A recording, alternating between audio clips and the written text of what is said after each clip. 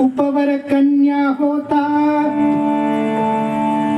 उपवर कन्या होता, हितयाच्या काळजास कातरते.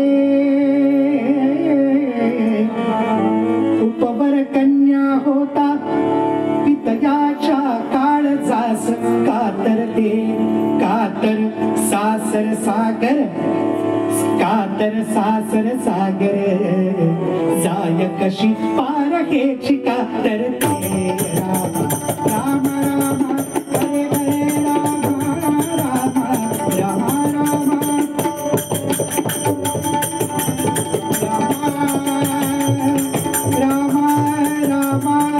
राम राम हरे हरे राम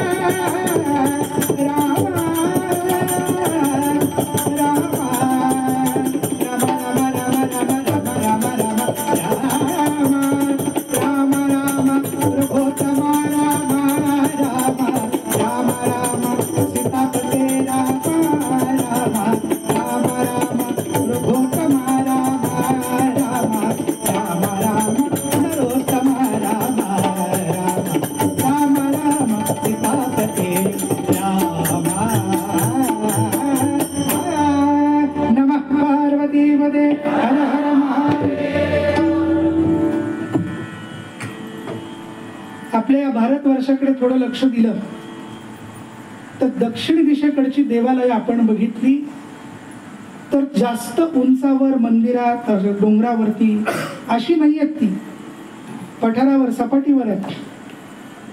पण त्या मंदिराच्या कोरीव काम जर बघायला गेलं तर एक कोपरा सोडलेला नाहीये. अगदी बसण्यासाठी केलेली व्यवस्था, जिथे आपण टेकतो तिथे सुद्धा कोरीव काम आहे. अतिशय सुंदर देवालय. आणि जसजसं दक्षिणेकडनं उत्तरेकडे यावं तशी सगळीच्या सगळी देवस्थानं ही निसर्गरम्य ठिकाणी आहेत, उंचावर आहेत.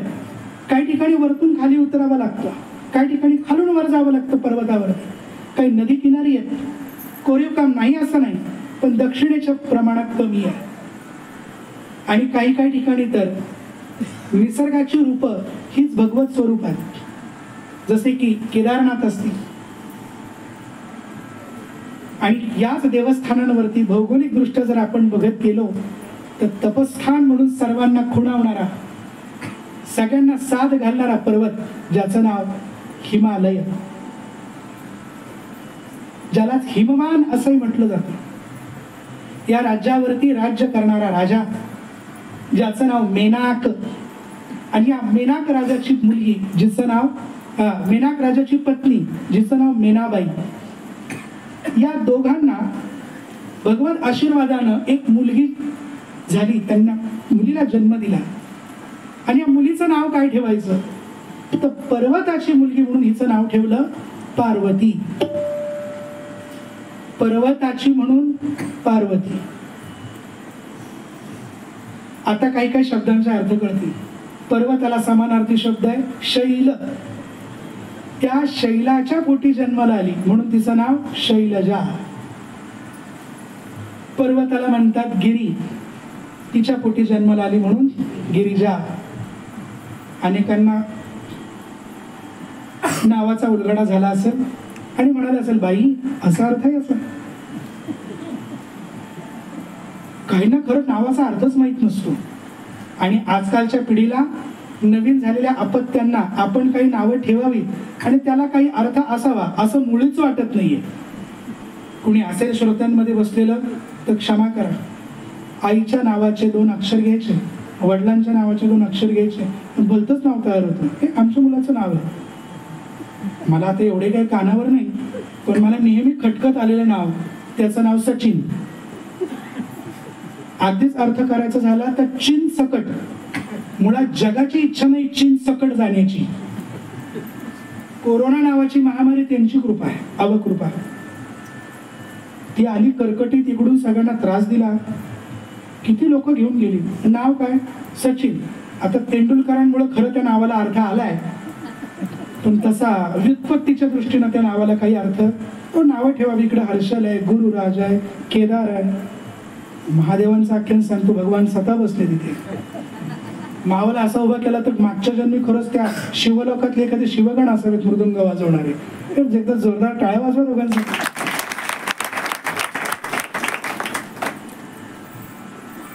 आणि ही मुलगी जन्माला आली आणि चंद्रकलेप्रमाणे वाढतीये. 8 वर्ष वय झाले. शास्त्र नियम आहे 8 वर्षात भवेत कन्या. 8 वर्षाची आहे तोवरच तिला काय म्हणा, कन्या म्हणा. आणि त्या 8 वर्षाच्या वयात असतानाच तिचं केलं जातं लग्न. आणि जे केलं जातं त्या विधीचं नाव आहे कन्यादान. या शब्दाला धरून सुद्धा अनेक म्हणजे बऱ्याच वावड्या आणि मीडियावरती उठलं की दान करायला महिला किंवा एखादी बाई म्हणजे का वस्तू झाली का. हा शब्दच चुकीचा आहे. आपलीच माणसं, दुसऱ्या धर्मातली म्हणत नाही तुमच्याकडे असं असं आहे. आपलीच. माझं दान करायला मी काय परवानगी का, मला जॉब आहे वगैरे वगैरे. पण त्याचा मुळात अर्थच, दान या शब्दाचा अर्थ असा आहे की प्रत्येक मुलीला आपल्या वडिलांवर प्रेम असतंच. तिच्यासाठी जगातला एकमात्र सुपर हिरो तिचा बाप. तिचं पालन पोषण करणारा तो आहे. कितीही स्वावलंबी झाली तरी सुद्धा आईकणी पांगळी बापाशिवाय ती. वडील नसतील, विचार करा कुठल्याही मुलीनं काही अपवाद वगळले तर, पण बापासाठी पोरगा नाही इतकी मुलगी महत्वाची असते. मग बाप काय करतो, आजवर माझी भावनिक आर्थिक जबाबदारीच्या दृष्टीने कुठली माझी मालकी या मुलीवर होती, माझी मालकी काढून टाकून मी तुझी मालकी प्रस्थापित करतोय. म्हणजे आता हा रोल तुला निभवायचा आहे. दुसऱ्याची मालकी प्रस्थापित करणं याला म्हणतात दान, म्हणून कन्यादान. पण हिंदू समाजाची दिशाभूल करायची आणि विवाह संस्थेच्या नावानं बोंबाबोंब करून माजवायची, हे षडयंत्र समाजात चाललंय. याला बरीच भर काय. खरं तुम्हा सर्व श्रोत्यांचे आभार आहेत की घरचे टीव्ही बंद करून तुम्ही इथं बसला. नाहीतर कसं कुठे काय कशा प्रकारे नाचवायचं याचं फुकट दिलं झालं तर ट्रेनिंग. म्हणजे संध्याकाळी 6 ते 8 यजमानाच्या बातम्या सुद्धा चुलीत घालतात बायका. टीव्ही बदलायचं नाही. हे चॅनल झालं का ते इकडं सून सासूला त्रास देते, इकडं सासू सुनेला त्रास देते. काय शिकतात त्यातून, कुठे जाणारा समाज कोणास ठाऊक. या सगळ्या समाजाला नादी लावणारी दिग्दर्शिका निर्माती एकता कपूर, तिला कपिल शर्माने प्रश्न विचारला, एवढ्या कथा आणता कुठून. ती म्हणाली, मी कशाला कथा आणू, समाजातच येतात. हे तिनं दिलेला निर्वाळ आहे. असो, 8 वर्षात भवेत कन्या आमचे गागुआ म्हणायचे. 8 वर्षात मध्येच द्यावं. आता समाज बदललाय. 1वर 8, 2वर 8, 3वर 8, 4वर 8 होऊ द्या, अजूनही चालतंय म्हणे. भयंकर आहे समाजाची परिस्थिती. तर ती म्हणाली, पार्वतीचे वडील नगराज हिमालय, त्यांना हिमवा नाही म्हणतात, मेनाकाई म्हटलंय. ते आपल्या पत्नीला म्हणतात, अगं आपल्या मुलीला, आपल्या पार्वतीला जवळ घे, एक दिवस विचार की तुझं लग्नाचं वय झालंय, तुझ्यासाठी वर संशोधन आम्ही सुरू करतोय. त्याआधी तुला कुठला राजपुत्र पाहून ऐकून, हे महत्वाचं होतं, ऐकून, कीर्ती ऐकूनही मुलं आवडत असतील तर सांगा, आपण बघूया मॅट्रोमनी साईटवर काय करतो पोरगा नेमका तो, आणि जुळत असेल तर करून घेऊ. तिला विचारा, ही पद्धत होती. 8 वर्ष वयाची मुलगी आहे, तिला विचार, तिला जाऊन विचार, नसेल काही तर आपण रितसर तिचा विवाह करून देऊ. म्हणून तिला विचारायला गेले. आई ही मुलीची मैत्रीण असते.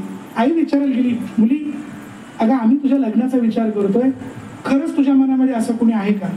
ती म्हणाली, आई मी वाट बघत होते, मी घाबरत होते, पण तू आता विचारते म्हणून सांगते, मला दुसरं तिसरं कोणीही आवडत नाही. काय, शंभू कैलासीचा, शंभू कैलासीचा पुरता माझ्या मनात गे ठसला. मला बाकी कोणी आवडत नाही. ज्यांची कीर्ती या हिमालयात बसून मी ऐकते ते भगवान श्री महादेव माझ्या मनात पुरते ठसलेत. मी त्यांच्याशिवाय कोणाशीच लग्न करू शकत नाही. ती म्हणाली, अगं ते काय करतात काय, ते बाकी काही नाही. मृत्युंजय बरा,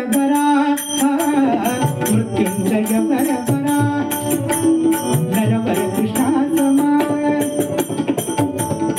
ते नरवर म्हटल्याशिवाय उठणच निघत नाही. मृत्युंजय बरा, मृत्युंजय बरा.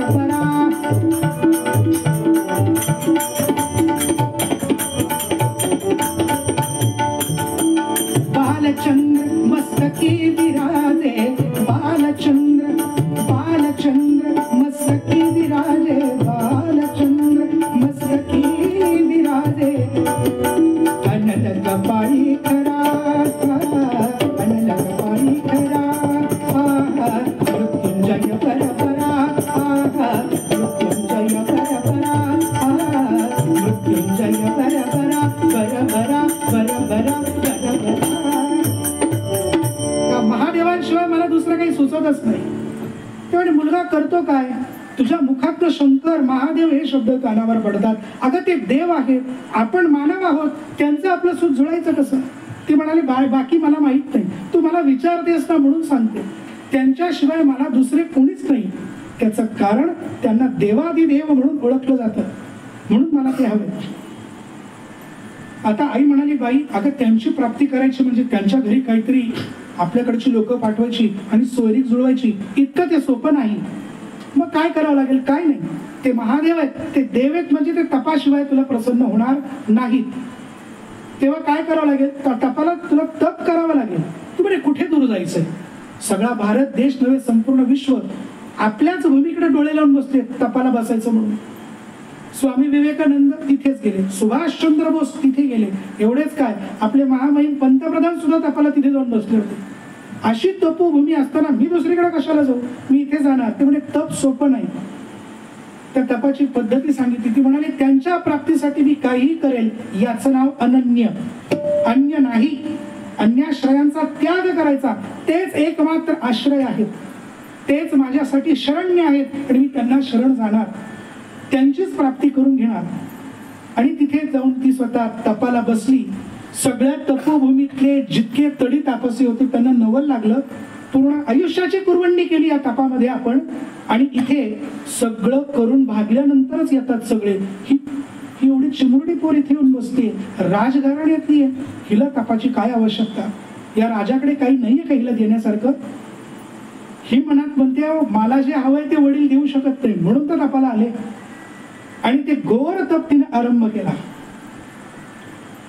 वरा शंकरा प्राप्ती लागी सतीने, तपालागी आरंभिले घोरतीने, फलाहार वर्णाशना त्यागी गेले, तपा पाहुनी शंभू कैलासी डोले, नमः पार्वती पते हर हर महादेव.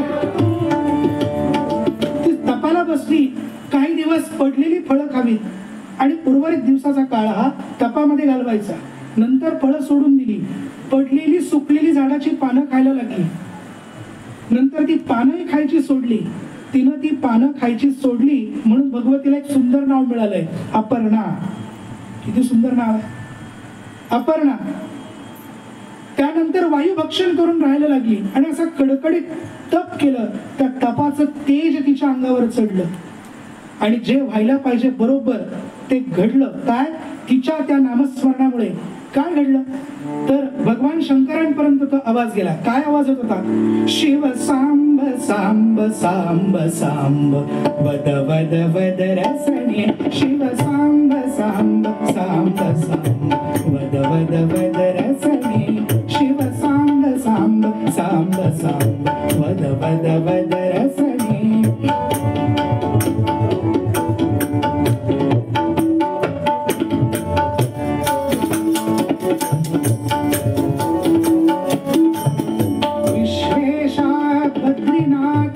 विश्वेशा बद्रीनाथ महाकाळ सोमनाथ, महाकाळ सोमनाथ.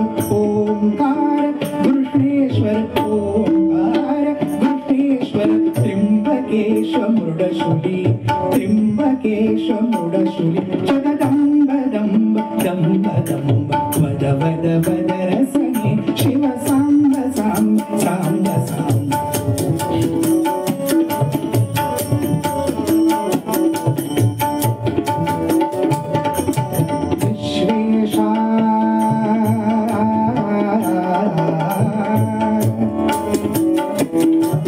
विश्वेशा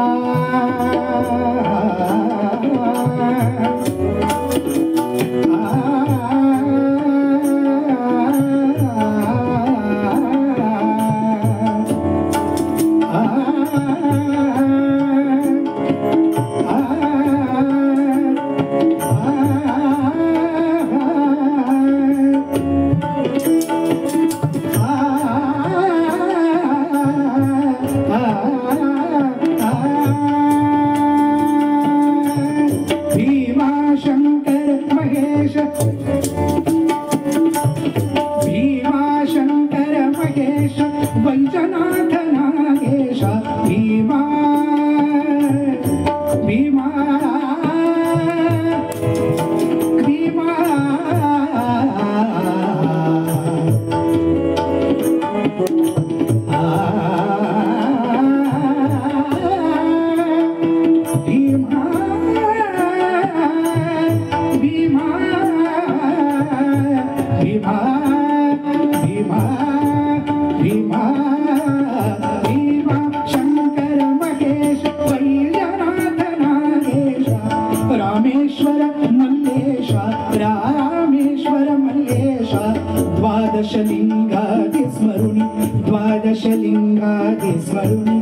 द्वादशलिंगाति स्मरुणि अम्ब अम्ब अम्ब अम्ब अम्ब अम्ब अम्ब अम्ब अम्ब वद वद वद रसने शिव सांब सांब सांब सांब वद वद वद रसने शिव सांब शिव सांब शिव सांब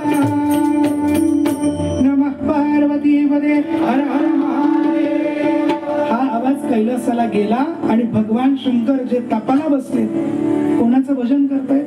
अहो ज्यांना आयुष्यात वैराग्य आणण्यासाठी एवढा प्रयत्न करावा लागतो ते वैराग्य अगदी सहज महादेवांच्या आयुष्यात आलंय आणि त्याच्या बळावरती महादेव स्वतः प्रभू रामचंद्रांचं भजन करतायत, त्यांचं ध्यान करतायत आणि ध्यानाला बसत्या बसत्या हिच्या भजनामुळं हिच्या आळवणीमुळं महादेव स्वतः डोलायला लागले आणि समाधीतनं बाहेर आले. माझं कुणीतरी ध्यान करते, मला हाक मारणारा भक्त कुणीतरी आहे, मला तिथे जायला पाहिजे म्हणून महादेव तिथे गेले आणि त्या मिटल्या डोळ्यांनी त्यांनी ओळखलं माझ्यासाठी कुणीतरी छोटी मुलगी, पर्वताची मुलगी पार्वती तपाला बसली आहे. वयानं छोटी म्हटल्यानंतर हिची परीक्षा घ्यायला हवी आणि परीक्षा घ्यायला जाताना परीक्षा देणारा आणि परीक्षक या दोघांची ओळख असता कामा नाहीये. जर ओळख असेल तर मार्काला तोटा नाही. काही काळजी करू नको, माझाच भाऊ येतो, जा कल्याण असते. टक्केवारीला काय राहतं, एवढे खळखळून असलं म्हणजे नक्की झालंय. माझ्या बाबतीत झालंय, मी नक्की विषयांतर होईल म्हणून मुद्दा मी काही कुठेही जुगाड लावला नव्हता.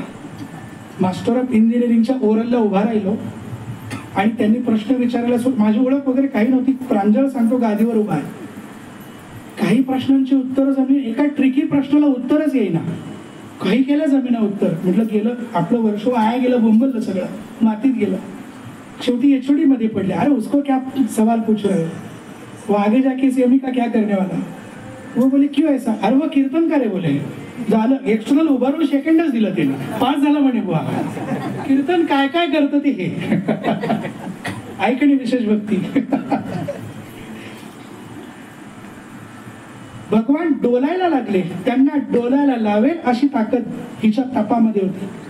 तिचं वय काय, 8 वर्षात भवेत कन्या. कन्या आहे ती, तिला साजेल अशाच वय तिला आपण धारण केलं पाहिजे म्हणून स्वतः महादेव हे बटूच्या रूपामध्ये आले आणि बटूच्या रूपात येऊन ते कुठे निघाले.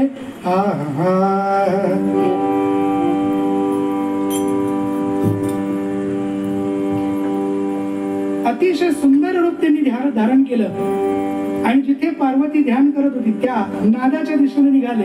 पार्वती जेवणी तप करी देवणी, पार्वती जेवणी तप करी देवणी, पार्वती जेवणी,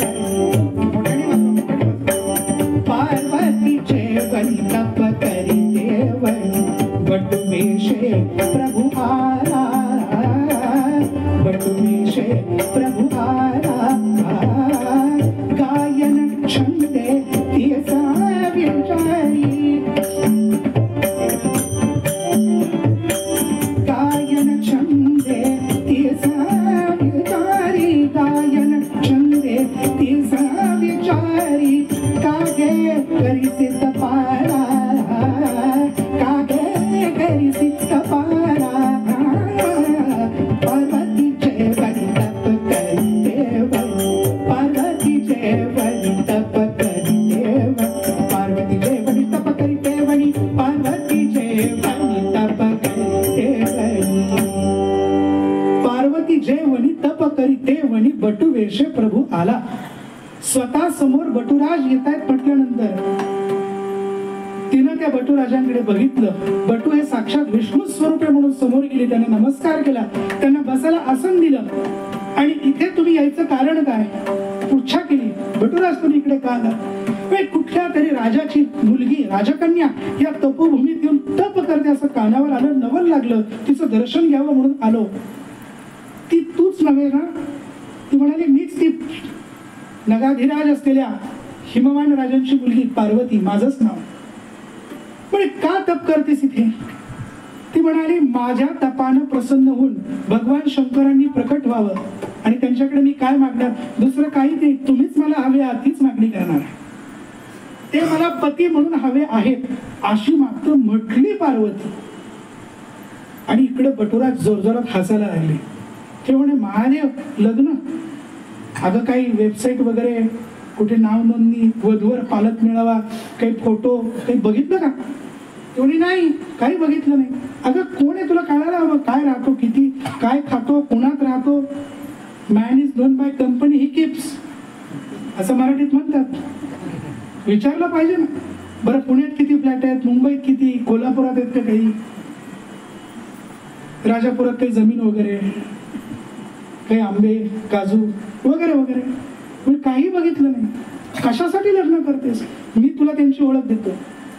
आणि तो बोलायला लागला बटू, आहे तुझा देव ओंगळ जो गडा तो सतीपती, आहे तुझा देव ओंगळ जो गडा तो सतीपती, तो सर्व पशूंचा राजा, तो सर्व पशूंचा राजा, पशुपती जास बोलती, सरपाचा करगुटा कटी, वसन लंगुटी, तसे मनगटी, कडे लोहाचे, तसे व्यसन कबर भांगेचे, मतिमंद निवड बैलोबा, फिरे बसून बैलावरी, वाजवी शंख बदनाने, अहोरात्र शिमगा करी, काकडे पांघरावया, काकडे पांघरावया, वृद्धपणवया, भवती थय थय उदेनाची,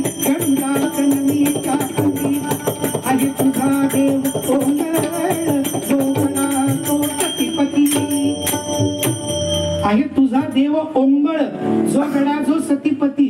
आधी लग्न झालंय त्याचं, त्याची बायको गेलीये, ह्याच्याशी तू लग्न कर, भिजवर आहे तो. जो सर्व पशूंचा राजा, पशुपती जास बोलती, सर्पाचा करगुटा कटी, वसन लंगुटी, एक लंगुटी आहे त्याच्याकडे, तसे मनगटी कडे लोहाचे, तसे व्यसन जबर भांगेचे.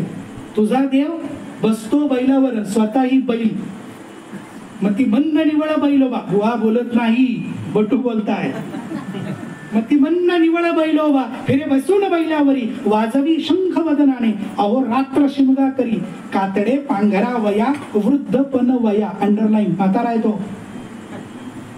आणि मॅन इज नोन बाय म्हटलं ना, भवती थय थया भूते नाचती, स्मशानेश्वर क्रीडा, स्मरहर पिशाच्या सहचार, पिशाचच असतात. तिथे जाणार तू? आणि तू कोण आहेस, काय बघतेस का नाही स्वतःला? बटू बोले बाई ही मनग कुमारी अससी तू, तुला का शोभेतो कसा पती भिकारी वर्षी तू. आता भाषा वाढली. महाक्रोधी नांदे वसतीस स्मशानी निशिदिनी, पिशाच्या संगे विहरतसे तो शंभू विजनी. आपल्याच स्वामींची निंदा बटुराजाकडून ऐकली जाते आणि एकेका शब्दाखाली एक एक शब्द कानावर पडतोय आणि पार्वतीची भुवई एक हळूहळू वर चढायला लागली. ज्ञानेश्वर माऊली म्हणतात असं बोलू नये की भवई कोणाची नुचलावी, कोणाची भुवई उचलली जाऊ नये, इतकं मृदू बोलावं. इथे मात्र साक्षात गोरटी असलेली पार्वती कालिका व्हायची वेळ आली. इतकी रागानं फणफणून गेली आणि याच्या पलीकडचं पाऊल उचललं. ते म्हणाले अगं त्या खेरड्याशी लग्न करण्यापेक्षा तू भगवान विष्णूंशी का लग्न करत नाही? हे शंख वाजवतात, ते बासरी वाजवतात, हे भूतात राहतात, ते वारकऱ्यांमध्ये राहतात. कम्पॅरिझन सुरू झालं आणि मग ती म्हणाली यापुढे शब्द बोलाल तर शापून भस्म करून. हे होते तिथे करीन म्हटल्यानंतर महादेव म्हणाले आता हिची परीक्षा अजून काढण्यात अर्थ नाही. घड्याळामध्ये 9:30 झाले आणि भगवंतांनी स्वतःचं रूप प्रकट केलं. ते प्रकट केल्यानंतर पार्वतीने नमस्कार केला. त्यांना बघून पार्वतीला लाज वाटली आणि ती लाजली. आता तुम्ही म्हणाल बुवा दोन्ही एकच की, आता भरपूर कीर्तनात येतं माझ्या लाज वाटणं आणि लाजणं. अहो आपल्या हातातनं घडू नये ते घडलं की पश्चातापाची साहजिक जी प्रतिक्रिया यायला हवी बरं का, त्याला म्हणावं लाज वाटणे. आजकाल ती वाटत, तिची चटणी केली वाटून त्यांनी. आणि स्त्रियांच्या ठिकाणी कितीही तोळ्याचे कितीही दागिने करा, त्यांचं रूप जानक एकदम खुलून दिसतं. मग ते खुलण्यासाठी ती पत्नी किंवा प्रेयसीच पाहिजे असं नाही. आई बहीण कोणी असो ती लज्जेनेच खुलून दिसते, म्हणून लज्जा रूपेण संस्थिता म्हटलं, नमस्कार केला, उगाच नाही. म्हणून तिला आपल्याला ज्यांच्याशी लग्न करायचंय त्यांची चांगलीच खरडपट्टी घेतली. ते स्वतः समोरून उभे राहिले. आता त्यांना तोंड दाखवायचं कसं म्हणून तिला लाज वाटली. आणि ज्यांच्याशी लग्न करायचं ते स्वतः येऊन उभे, त्यांच्याशी डोळे कसे मिळवावेत ती खाली बघायला लागली आणि ती लाजली. अशा संमिश्र भावनांमध्ये चूर चूर होऊन गेली. महादेव म्हणाले बोल, मी तुझ्यावर प्रसन्न आहे, काय हवं ते. तिने धैर्य एकवटलं आणि ती म्हणाली देवा, याचसाठी केला होता अट्टहास, शेवटचा दिस गोड व्हावा. लोकांना वाटतं शेवटचा दिस म्हणजे हा नाही, भक्तीचा शेवटचा दिस. आता दिवसचारी खेळीमेळी आहे अभंगात, म्हणजे जिवंत आहेत तुकोबा. तेव्हा महादेवा मला बाकी कोणीच नको, तुम्हाला जर काही द्यायचं असेल तर मला तुम्हीच हवे आहात. महादेवाने धक्काच बसला. आजवर हे पाहिजे ते पाहिजे मागणारे, मस्तकावर हात ठेवल्यावर भस्म झालं पाहिजे, बायको पाहिजे, राहायला घर पाहिजे, आत्मलिंग पाहिजे, ह्या पाहिजे त्या पाहिजे. मागणाऱ्यांचीच यादी मोठी, आशांची तरा मोठी. ही तर वेगळंच मागतीये. काय, मला तुम्ही पती म्हणून हवे आहात. ते म्हणाले तथास्तु, दिलं. फक्त एक करूयात, मी तुझा पत्नी म्हणून स्वीकार करीन, पण माझे शिष्टमंडळ म्हणून सप्तर्षी तुझ्या घरी येतील आणि रितसर लग्नाची मागणी घालतील, सगळं विधिवत होऊ दे. ह्याचा अर्थ काय आहे, लव्ह मॅरेज दाखवायचं अरेंज मॅरेज. झालं. महादेव परत कैलासात येतात. तो इकडे सगळे देवगण एकत्र जमले, त्यांची मीटिंग बसली. तो म्हणे तिला तिकडे वरदान देऊस तर एवढे सगळे एकत्र आले, काय सीसीटीव्ही कॅमेरा बसवला की काय तिकडे, लग्नाची तयारी इतक्या लवकर. पण यांचं एकत्र यायचं कारण वेगळंच. आणि यांनी त्यांच्या कानावरती आर्त स्वर आले, तक्रारीचे स्वर होते. कुणाबद्दल तरी तक्रार घेऊन आले होते आणि त्रासलेले देव होते. ते म्हणाले वेश प्राशुनी जगतासया, वेश प्राशुनी जगतासया, विष प्राशुनी.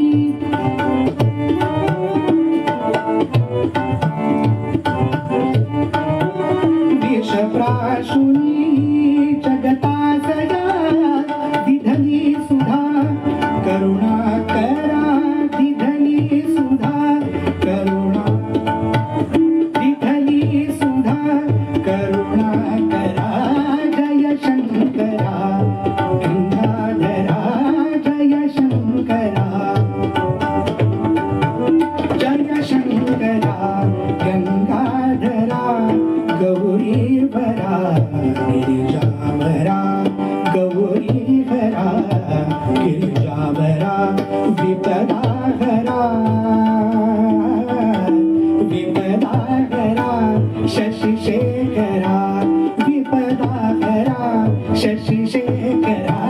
जय शंकरा गंगाधरा, जय शंकरा, जय शंकरा, जय शंकरा. विषप्राशुनी जगतासया, दिधली सुद्धा करुणा करा. जरा सामोरे या देवा. देव तिथे जातात. सगळ्यांनी उत्थापन दिलं, उभे राहिले. महादेव आपल्या आसनावर बसवले, सर्वांना बसवलं.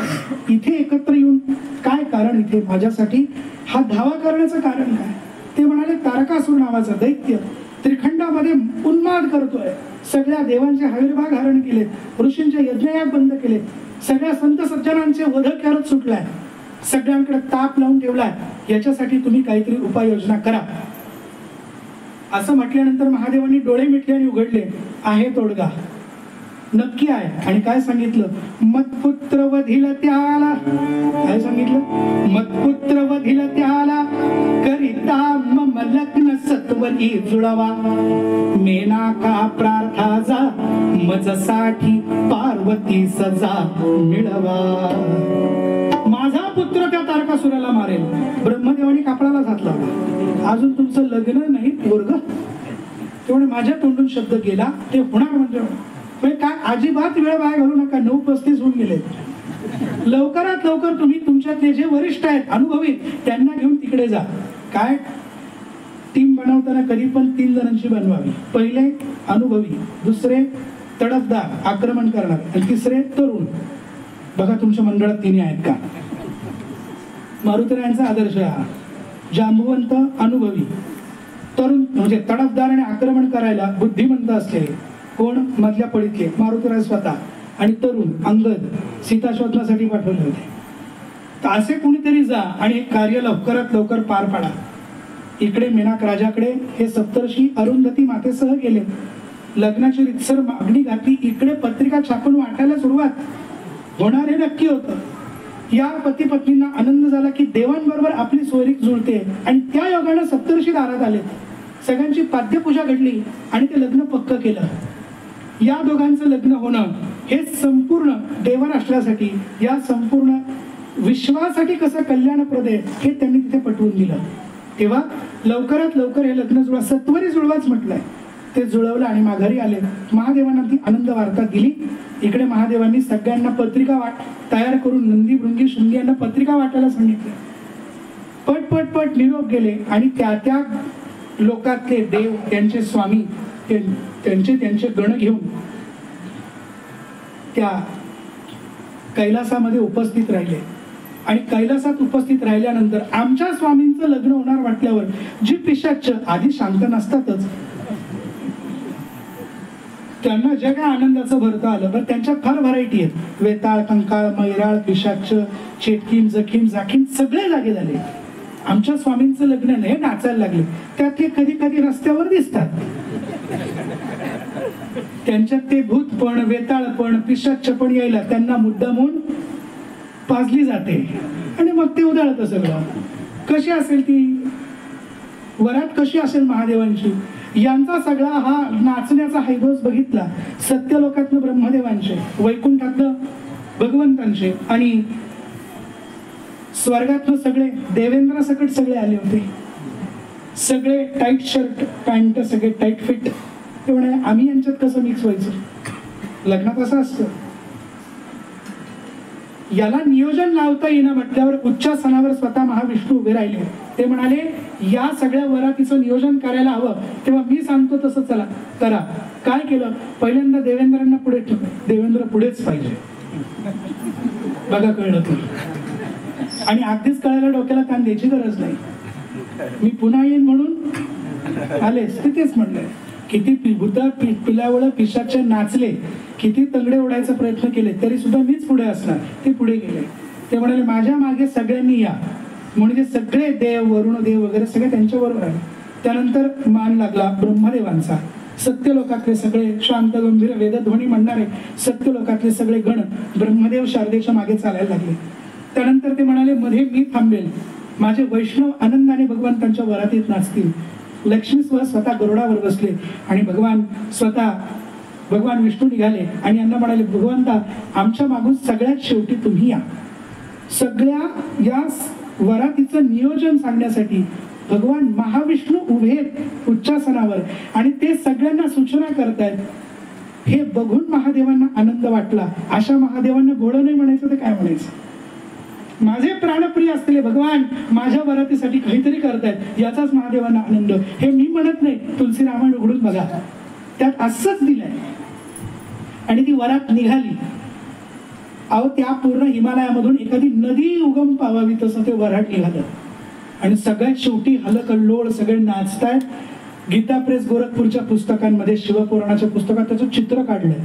कोणाला 3 पाय, कोणाला फक्त धड, कोणी उलट, कोणाला 3 डोळे, कोणाला एकच डोळा, कोणाचं मुख इथे डोळा पोटावर, काही सापळेच फक्त, आणि मध्ये महादेव शांत बसलेले, एका लंगोटीवर, अंगावरती व्याघ्रचर्म, नवरदेव असा चाललं वऱ्हाड. आणि एवढं सगळं चाललेलं बघून म्हणे एवढं सगळं झालं, हे कोण सैन्य कुठे चाललं म्हणून एकांना कोणाला तरी त्याची भुणभुण लागली. मला न सांगता हे चालले कुठे, कोण? आमच्या गादीचे मालक. देवर्षी नारदांना प्रश्न पडला, अरे आई दिसते, बाबा दिसत आहेत, माझे भगवंत दिसत आहेत, महादेव दिसत आहेत, सगळे चालले, मलाच गेला नाही, असं कसं? बापरे, त्यांना इतकं वाईट वाटलं आणि ते स्वतः भजन करत करत खाली आले.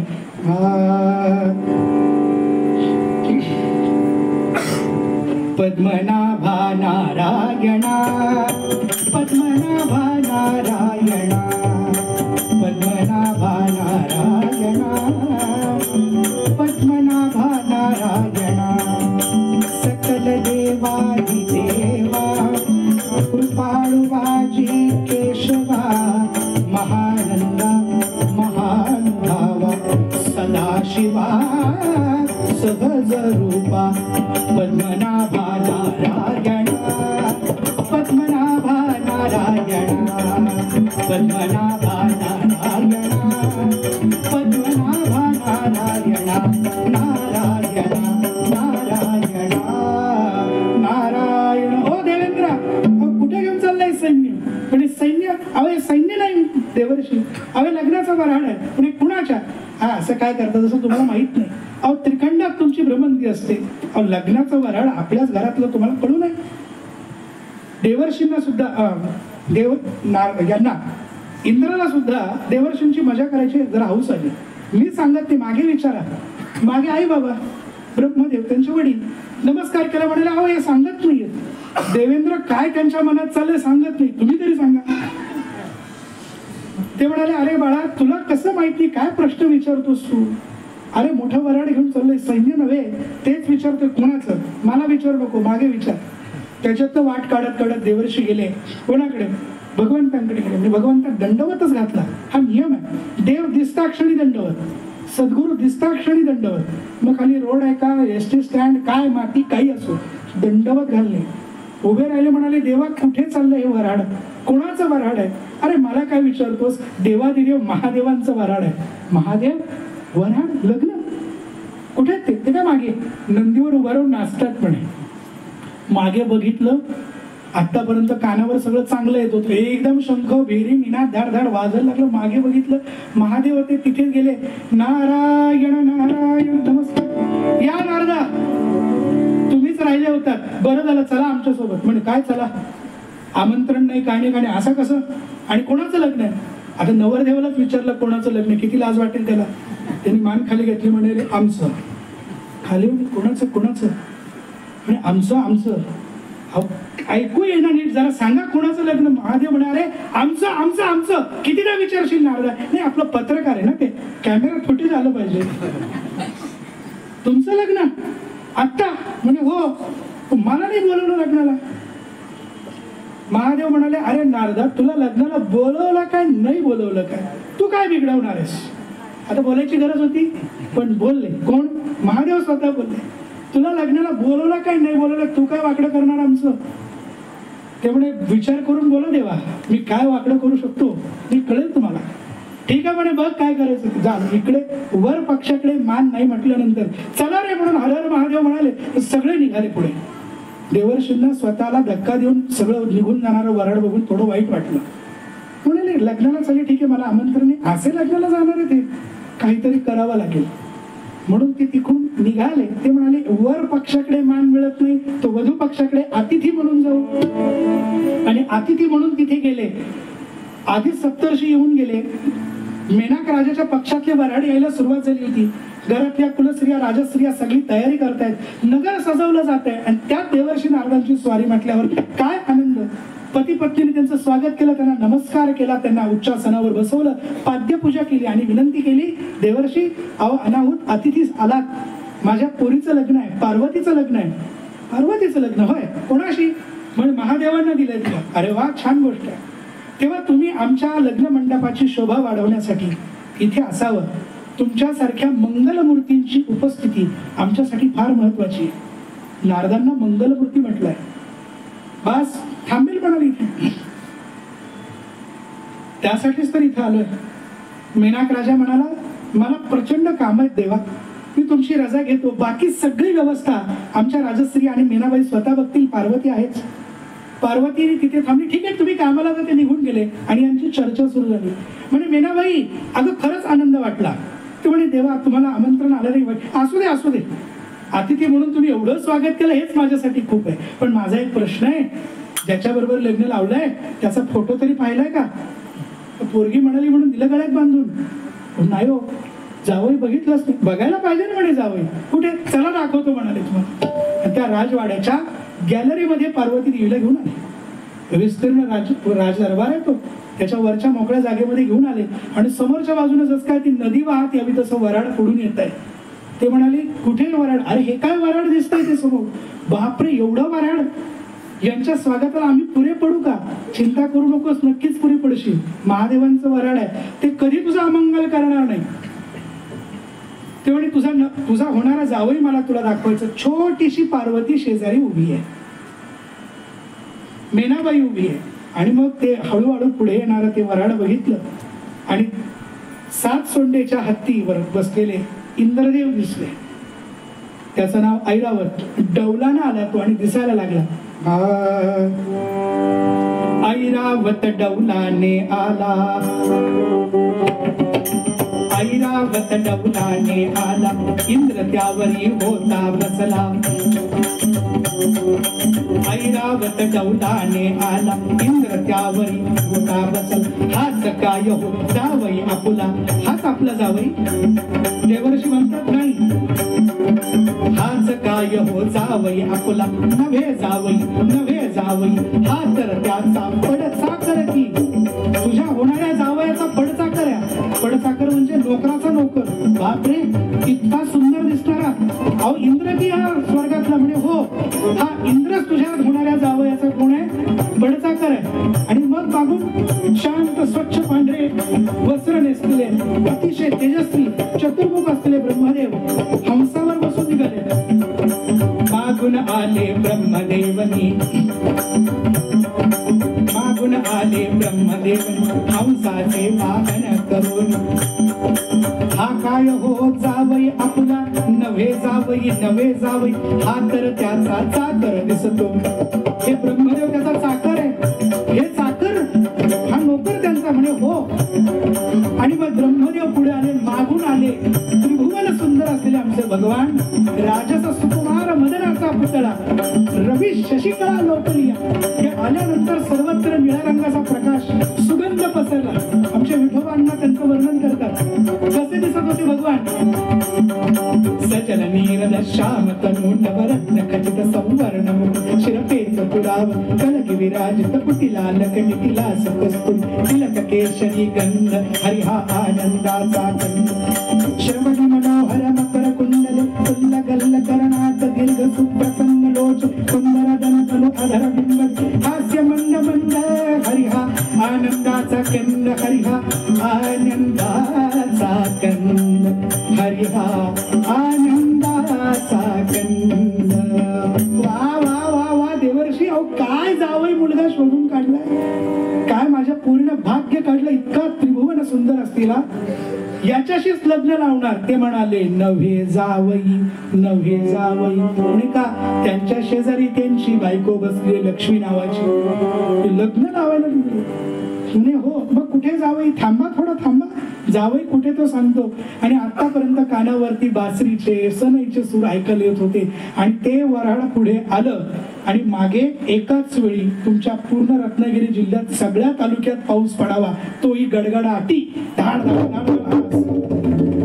आणि जे काय त्यांच्या हातामध्ये असलेले ते डमरू असतील, नगारे असतील, धाड धाड धाड धाड वाजायला लागले. शिंगा तुताऱ्या सगळ्या वाजायला लागल्या. हे नक्कीच तिथे होते, म्हणूनच आणलंय त्यांना.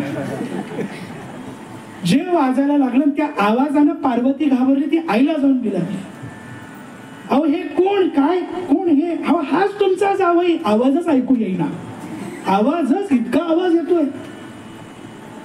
जरा बाजूला नेलं. ते म्हणाले, अहो मेनाबाई, हाच तुमचा जावई. ते म्हणाले, कुठं आहे? सगळे नाचणारी भूतं खेतच दिसत आहेत. अहो हे वऱ्हाड, हे असं वऱ्हाड, अशा वऱ्हाडात माझं जावई या वऱ्हाडात? ते म्हणे, हो याच वऱ्हाडात तुमचा जावई. कुठे?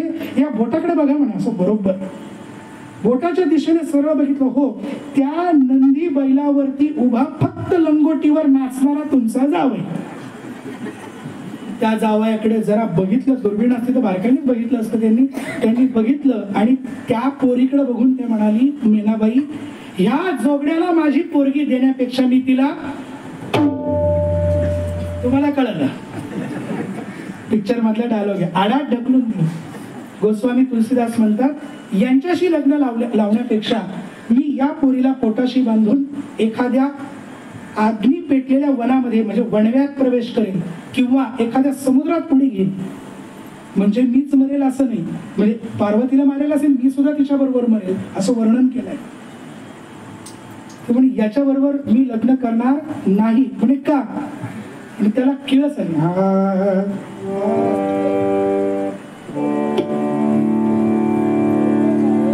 काय वाटलं? दिगंबर मूर्ती पाहुनीच विठ्ठली चित्ती, दिगंबर मूर्ती पाहुनीच विठ्ठली चित्ती.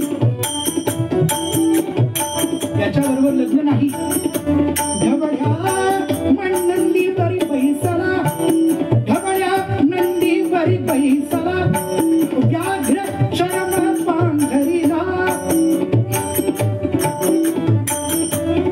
ढबड्या नंदी बरी पैसला, व्याघ्र चरम पांढरीला. सर्प फुटकार, तुमच्या दादांनी मजा केली. सर्प फुटकार,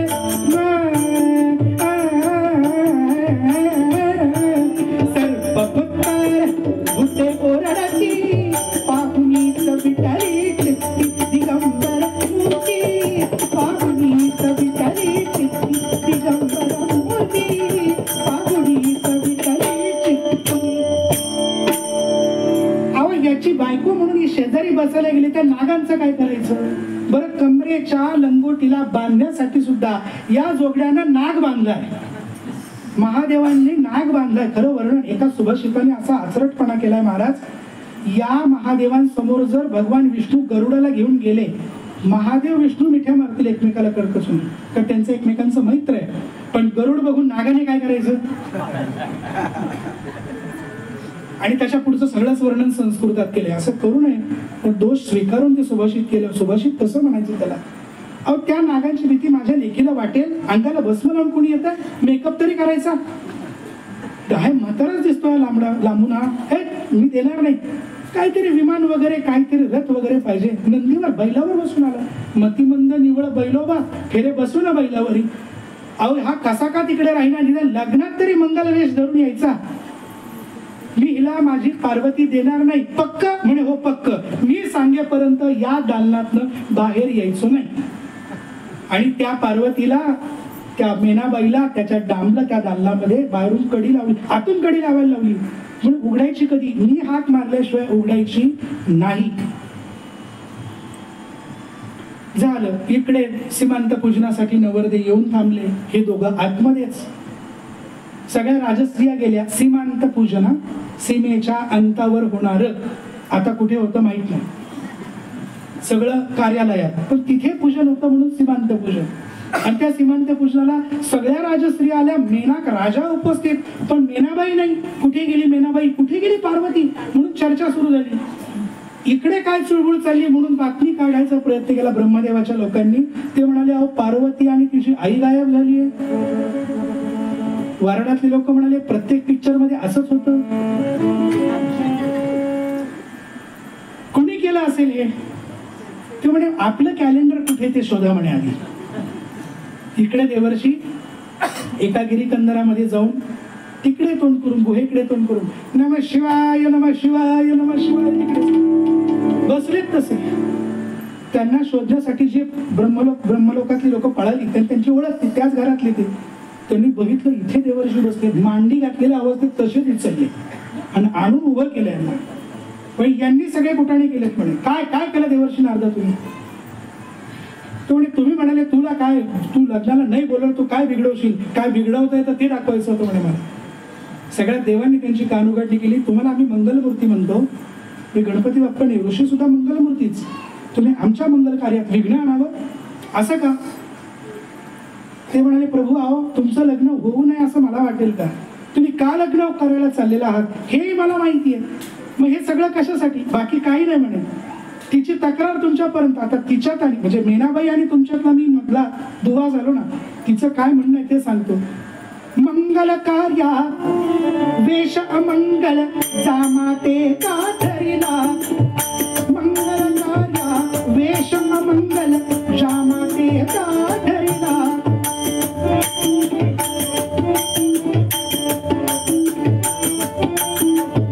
मंगल कार्या वेश अमंगल जामाते का धरिला.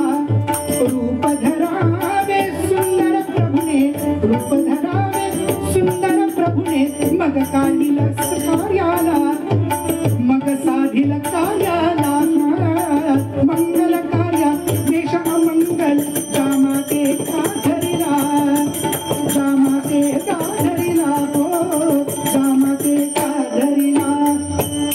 मंगल कार्याला चाललाय तर महादेवावे काय गळ्यात घातले, काय हे डमरू, हे हाडं काय, ती लेकरू आहे छोट, तिचं पाणी ग्रहण करायचं, कशी ती पोर तुमच्या जवळ येईल, काय या जटा, हे एवढं सगळं पिशाच्या कशाला वागवले, काही नोकरी पगार फुकट देता येत ना तुम्ही, कधी केस विंचरत जा. महादेव म्हणाले मी जर जटा सोडल्या अख्खा पांढरा हिमालय थोडक्यात सह्याद्री होईल म्हणे, सगळा काळा होईल, इतके केस आहेत माझे. कशी बशी बांधून राहिलेत, राहू द्या नाही. हे अंगावरचं भीषणत्व जे ते सगळं काढा आणि मंगल स्वरूप धारण करा. महादेव म्हणतात अहो मी स्वतः कल्याण आहे, मी शिव आहे, मी मंगल आहे. ते म्हणे आतून आहात, फणस फोडल्यावर आत रसाळ, वरतून काटेरी का दिसावा. वरूनही आम्हाला आज तुमचं मंगल रूप बघायचं आहे, ते वरचं मंगल रूप बघायचं म्हणून तर मी ही कागळी केली. सगळेजण म्हणतात देवर्षी नारद हे कळीचे होते, मी तरी कळीचे म्हटलो, लोक कळीचा नारद म्हणतात. देवर्षी नारदांना देवर्षी म्हटलं जातं. परमपूज्य सद्गुरू श्री मामासाहेब महाराज म्हणतात ब्रह्मर्षी आहेत, राजर्षी आहेत, पण नारदांना देवर्षी का म्हणायचं? ज्यांच्यावर गर्भावरती शक्तिपात दीक्षा देण्याचे सामर्थ्य आहे त्यांना देवर्षी म्हणायचं. प्रल्हादाला तसा अनुग्रह दिलाय त्यांनी, म्हणून ते देवर्षी आहेत. आणि त्यांना आम्ही काय म्हणतो? कळीचा नारद. अहो ते कळीचे नारद नाही, ते कळकळीचे नारद आहेत, संत आहेत ते. भगवंतांचं सुंदर रूप दिसावं यासाठी मी हा घाट घातला, तुम्ही सुंदर दिसावं म्हणे मी सुंदरच आहे. अहो सुंदर आहे मान्य आहे, भस्म झटका बघता अंगावाचा, हे भयंकर रूप काढा. नागांना विनंती केली जरा बाजूला जा, आणि पितांबर मागवलं, त्यांना स्नान घातलं, पितांबर नेसवलं, अलंकार लिहिले, ते मस्तकावरती जटा आवरल्या जराशा, वरतून मुकुट घातला. सगळ्यात शेवटपणे थांबा, चेरी ऑन दी टॉप. काय नवरदेव म्हणे तुम्ही, मुंडावळ्या लावल्या. आणि काय बाप रे बाप, सगळ्या देवस्थ्रिया म्हणाल्या देवा तुमची दृष्ट काढावी, इतके तुम्ही सुंदर दिसताय. महादेव म्हणाले हो मलाही बघायचंय म्हणे मी किती सुंदर दिसतो. म्हणून जटेतल्या गंगेला म्हणाले बये तुझी या बाजूला पडतेत ना ती अशी समोर पड. आणि ती गंगा वरतून अशी पडायला लागली, आणि त्या पडणाऱ्या गंगेच्या प्रवाहात महादेवाने स्वतःचं रूप बघितलं, स्वतःच्याच प्रेमात पडले. वा काय सजवलंय मला, इतके भोळे आहेत आमचे महादेव. आपण कसं असावं याकडेही त्यांचं लक्ष नाही. झालं आता ओके का म्हणे नारदा, म्हणे हो मग पुढचं काम करा. 9:15 होऊन गेले असतील आता. झालं देवर्षी वर गेले, तिथे बाई दरवाजाच्या कडीजवळ उभ्याच होत्या. यांनी मेनाबाई म्हणेपर्यंत दरवाजा उघडला. बोला. ते म्हणे तुमचे नवरदेव रेडी आहेत, दुसरा पोरगा शोधलाय. म्हणे कुठे, चला दाखवतो. परत त्या जागेवर आणून उभं केलं. ते म्हणाले बघा त्या सगळे ब्रह्मदेव, इंद्र, वरुण, अग्नी, इकडच्या बाजूला अजून महाविष्णू, ते मध्ये जे उभे आहेत ना म्हणे मुंडावळा लावले. हो तो नवरदेव. वा वा वा देवर्षी काय सुंदर नवरा आणलाय शोधून मुलगा, नाहीतर तो मगाशीचा जोगडा. देवर्षी म्हणाले मीनाबाई अहो तोच हा आणि हाच जागेत सगळे. तेव्हा तुम्ही आता त्वरा करा, या पोरीला सजवलंच तसं खाली घेऊन या. आणि दोघांना आणलं, सगळे विधी पार पडले, समोर आणलं, त्यांचं पाणी ग्रहण झालं. लग्न लागलं. यम ब्रह्मा वरुणेंद्र रुद्र मरुत स्तुन्वन्ति दिव्यैस्तवैर वेदैः सांग पदक्रमोपनिषदैः गायन्ति यं सामगाः ध्यानावस्थि तदद्गतेन मनसा पश्यन्ति यं योगिनो यस्यान्तन्न विदुसुरासुरगणः कुर्यात् सदा मङ्गलं वधूवर्यो शुभं भवतु शुभलग्न सावधान सावधान. लग्न लागल्यावर टाळी वाजवायची पद्धत असते. दोघांनी पुढचे सर्व विधी झाले आणि सगळ्या देवलोकांनी सगळ्या शिवगणांनी एक जय जयकार केला की त्या जय जयकाराला आता अर्थ प्राप्त झाला. काय? नमः पार्वती पदे हर हर हर हर महादेव. त्याला म्हणता वराड. पार्वतीचं लग्न त्यांच्याशी झालं आणि पुढचं चरित्र आहे. काही पुराण त्याचा संक्षेप करतात, काही विस्तार करतात, काही व्यास पद्धती अवलंबतात, काही समाज पद्धतीनं सांगतात. साकल्याने विचार केला तर अतिशय सुरस चरित्र आहे. श्रीमद आद्य शंकराचार्य स्वामी महाराज म्हणतात पार्वतीचं कौतुक करताना की पार्वती तुझं महत्व महादेवांच्या आयुष्यात कसं. ते म्हणतात की चिता भस्माले पो गरल मशनम दिक्पट धरो. तुम्ही सगळ्यांनी ऐका, तुमचं स्थान काय सांगतो मी आता, मला मदत करा बुवा जरा. चिता भस्माले पो गरल मशनम दिक्पट धरो जटाधारी कंठे भुजगपतिहारी पशुपती कपाली भूतेशो भजति जगदीशैक पदवीं भवानी त्वत्पाणी ग्रहण परिपाटी फलमिदम्. अंगाला काय लावतात? चिता भस्माले पो. जेवतात काय? विष जेवतात. गरल मशनम. अंगावर काय परिधान केलंय? हे दिशाच त्यांचं वस्त्र आहे. दिक्पट म्हणजे दिगंबर. दिगंबर म्हणजे आपल्याकडे अर्थ वेगळा, अंगावर कपडाच नाही, या दिशांचं वस्त्र, एवढं विस्तृत वस्त्र ज्यांनी अंगावर घेतलंय. जटाधारी कंठे भुजगपतिहारी. काय म्हणतात स्वतःला? पशुपती. हे काय म्हणून घ्यायचं? जनावरांचा मालक. कितीतरी धनगर आहेत. पशुपती. कपाली. हातात भांड काय? कपाल. मनुष्याची कवटी. म्हणून काय घेतात स्वतःला? भूतांचे नाथ. भूतेशो. एवढी सगळी दरिद्री लक्षण असून सुद्धा भगवंतांना जगदीश म्हणतात. किती मोठं विलक्षण नाही सगळं. आश्चर्य आहे. जगदीश कोणाला म्हणतील? जो श्रीमंत त्याला. एवढी दारिद्र्य लक्षण असून यांना जगदीश म्हणतात. असं का? ते म्हणतात पार्वती तुझ्याशी लग्न केलं म्हणून त्यांना सगळे जगदीश म्हणतात. कळलं का? For every successful man there is a, म्हटलं जातच की नाही. म्हणून त्या विवाहाचं महत्व असं आहे की ते जगदीश होतेच, पण त्यांना म्हटलं जातं सांब आंबेसहित, त्यांना म्हटलं जातं सोम उमेसहित. एकटे शिव काही करू शकत नाही. ते परब्रह्म आहेत, ते निराकार निर्गुण आहेत. त्यांना तसंच रमावं असं वाटतं. पण मग भक्त आणि भगवंतांची नाती प्रकट करणारी चरित्र कशी घडावी, दुष्टांचं निकंदन आपल्या समोर कसं दिसावं, तेव्हा त्या परब्रह्म स्वरूपाचा एक धागा सोडता बाकीचे जे काही फाटे फुटतात त्या भगवान शंकरांना जी नाचायला लावते, वेगवेगळ्या लीला क्रीडा करायला लावते, तिचं नाव पार्वती. शक्तिसूत्रामध्ये अगस्त्य ऋषी म्हणतात की पार्वती ही परमार्थासाठी आहे. पार्वती ही परमार्थ स्पष्ट सांगितले त्यांनी. ज्यांना परमार्थ करायचा आहे त्यांनी भगवंतांकडे काय मागायचं? भगवंतच मागायचे. आणि कोणासारखे मागायचे? तर पार्वतीसारखे मागायचे. म्हणून आज मुद्दाम म्हणून पार्वती स्वयंवराचा भाग सांगितला. तुम्ही म्हणाल बुवा अहो हनुमंतराय सुद्धा 11वे रुद्रच. 10 रुद्रांमध्ये त्यांची शक्ती त्यांच्या सोबत होती. 11वे रुद्र असून ते तर ब्रह्मचारी म्हणून जन्माला आले. तिथे पार्वती कुठे? आणि 11वे रुद्र असून सुद्धा त्यांनी प्रभू रामचंद्राला रावणाला मारायला मदत का केली? तर भगवंतांनी सांगितलं की माझ्या उपासनेमध्ये रावणाने त्याची 10 मुंडकी तोडून अर्पण केली. त्यात माझे 10 रुद्रांची संतुष्टी झाली. 11वा मी राहिलो म्हणून त्याच्या विरोधात उभा राहिलो. हे त्याचं कम नशीब आहे. म्हणून मी अवताराला घेतोय असं कोणाला सांगतात? भगवान पार्वतीला. ते म्हणे तुम्ही चालले माझं काय? तुम्ही चालले माझं काय? त्यावेळेस ते म्हणतात बये मी असा जाणार.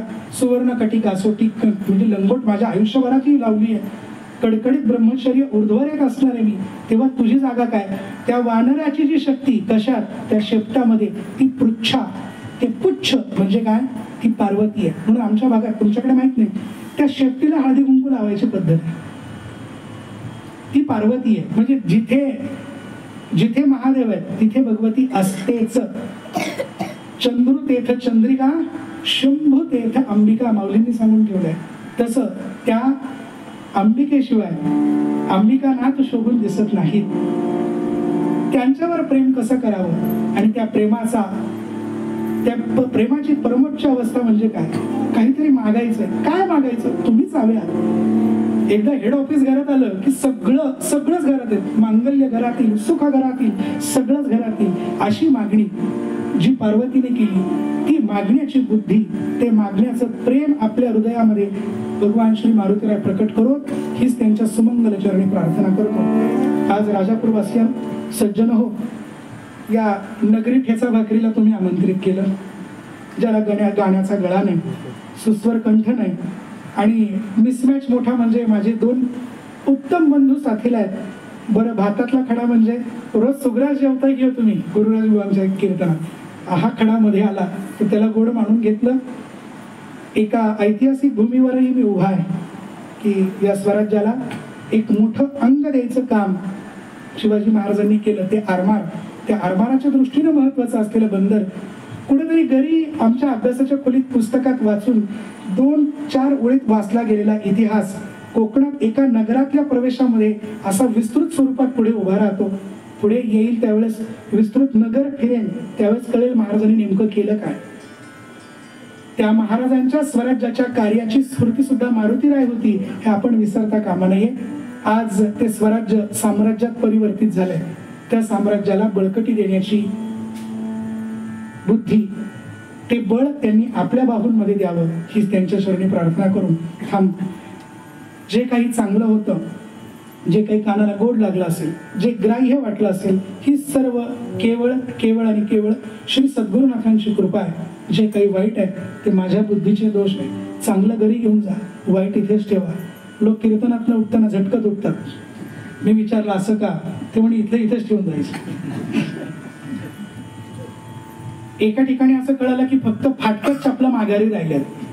म्हटलं असं का? बुवाच म्हणाले चांगलं घेऊन जा, फाटकं इथेच ठेवा. असंही काही करू नका. कीर्तनात ऐकल्याबद्दलचं बोलतोय. तेव्हा तुमच्या प्रेमात राहू इच्छिन. गेल्या 2 महिन्यापासूनच पूर्ण वेळ कीर्तनकार म्हणून या क्षेत्रात पदार्पण केलंय. तेव्हा तुमच्या सगळ्यांच्या प्रेमकृपेची मला नितांत आवश्यकता आहे. पुन्हा भेटूया. झालेली कीर्तन सेवा भगवंतांच्या चरणी अर्पण करून थांबतो.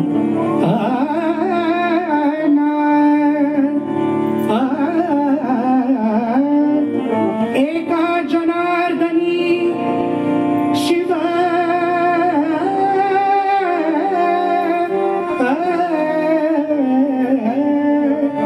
एका जनार्दनी शिव निवारिला कळी काळाचा भेव. शिव भोळा चक्रवर्ती, शिव भोळा चक्रवर्ती, त्याचे पाय माझे चित्ती, त्याचे पाय माझे चित्ती. शिव भोळा चक्रवर्ती, शिव भोळा चक्रवर्ती, शिव भोळा चक्रवर्ती, चक्रवर्ती, चक्रवर्ती. नमः पार्वती पदे हर हर महादेव. जे मागणं तुकोबरायांनी मागितलं ते मागून आरती घ्यायची. एक मला विनंती केली म्हणून सांगतो, तुमच्याकडे कीर्तन महोत्सवाची योजना केली आहे. त्या महोत्सवाला सुद्धा सर्वांनी उपस्थित राहा. यानंतर आयोजक सांगतील त्या पद्धतीने हरिभक्तीपरायण गुरुराज बुवा ठाकूर देसाई यांचं या उत्सवाच्या समापनाचं म्हणजे ललिताचं कीर्तन सुरू होईल. ते धाकटे आहेत तरी त्यांची क्षमा मागतो की माझं कीर्तन मी त्यांच्या कीर्तनाला खेटवलं, इथपर्यंत आलो. पण त्या प्रेमामुळेच मला इतकं बोलतं केलंय. त्यामुळे तुझा विसर न व्हावा. हेची दान देगा देवा तुझा विसर न व्हावा. पुन्हा गाणी न आवडी हेची विसर न लगे मुक्ती आणि संपदा. तुका म्हणे जर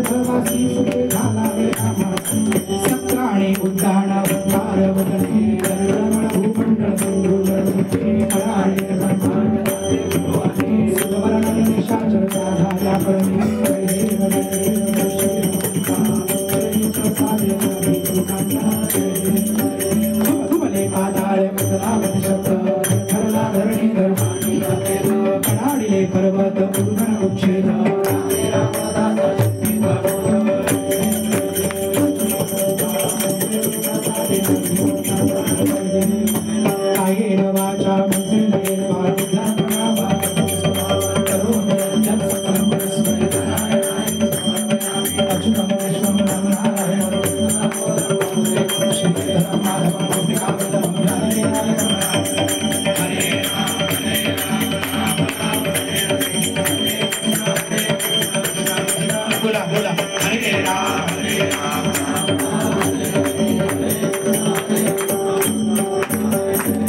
उपासनेला दृढ चालवावे भूदेव संतांसी सदा लवावे सत्कर्म योगे प्रयत्नावे सर्वांगी मंगल बोलावे सदा सर्वदा योग तुझा घडावा तुझे कारणी देवा